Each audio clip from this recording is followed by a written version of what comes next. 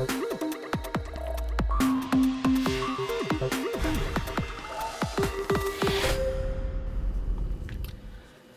you doing, guys, and welcome to today's tutorial on watches. Today we're going to be working with this Camo series G-Shock. This is model GD120CM-5. Now, all G-Shocks with this configuration or design is going to set very similarly. So let's get to know this thing really quick, and let's take a look at the 4 buttons that you'll be working with. The first button is going to be the adjust button. This is going to adjust most of your modes as far as regular timekeeping, world time, alarm, and timer. It doesn't really apply to the stopwatch. So let's go back to the main menu here, or the main timekeeping mode. So that's adjust. Your second button is going to be the mode, which is going to be cycling through all the different parts of the setting. And your 2 adjusting buttons is reverse or back and forward buttons. So you can actually set the time forward or backwards, so it's kind of convenient just in case you pass the minute or the hour. So let's jump to it. To set this watch, you're gonna have to push and hold the adjust button for at least 3 seconds until your second hand or the second dial begins to blink. Alright, so there's the beep, and here it is. Now you can go ahead and cycle your seconds to 0 out and let it run through. And after that, you're gonna push mode to cycle to the next stage. Next step is going to be daylight savings. Right now we have it off, and we live in California, so we're going to go ahead and turn it on because it's on. It's going to push it an hour forward or an hour back. So that's set. Let's go ahead and move on, and let's take a look at the city code.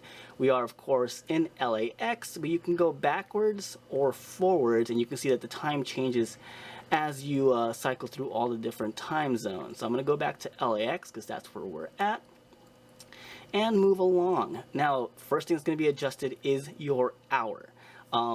Make sure that you're always paying attention, because you have to make sure that it's going to be AM or PM depending on how you use the watch. You can use it military time or standard AM PM. Right now it's approximately 1:35, so I'm going to go ahead and move back to 1 PM. See? And if you go past it, say I hit 12 PM, I can actually go forward to make it a little bit easier. Alright, so that's the first step. Moving along, we're going to the minutes. Alright, same thing applies. You can go forward and backwards on this.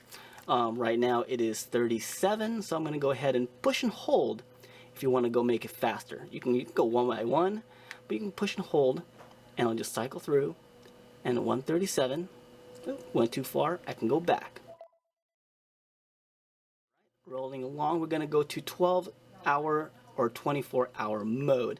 You can actually use this and view it in AM PM, or if you're international, you can use 24-hour military time, so you can see it's 1337.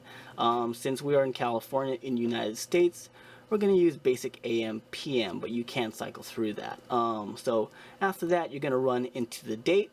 So this year is 2015. Month. Today is July, and the date is the 16th. So that's that. We're going to move along, and we're almost done. So daylight savings, and then we're going to see the LT1. This is light intensity. You can have your light at the normal level, or 3, which is the brightest level. So we're going to go ahead and just change it back to 1. And so that's your light function. After that, it's flash alerts. So this series G-Shock has a flash alert where the dial will flash the LED light every hour or during an alarm. We can either turn it on or turn it off. I'm going to leave it off because that saves batteries.